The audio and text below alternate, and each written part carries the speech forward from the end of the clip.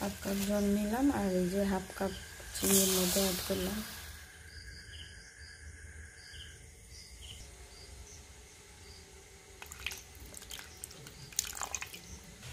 এর সঙ্গে আমি অ্যাড করবো 1/3 কাপ দুধ।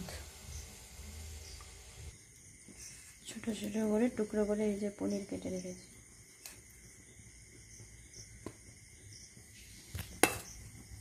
এবার এর মধ্যে কেটে রাখা পনিরগুলো আমি দিয়ে দিচ্ছি।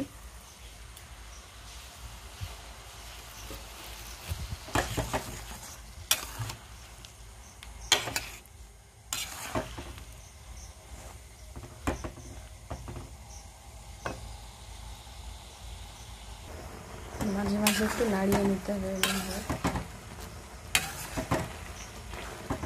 এটা আমি এই রসটা মরে আসা পর্যন্ত এটা নাড়বো।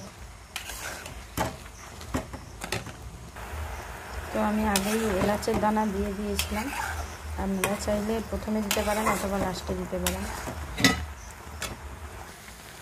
এবার এটাকে কন্টিনিউ নাড়তে হবে, এরকম লাল লাল ঘুরে আসবে।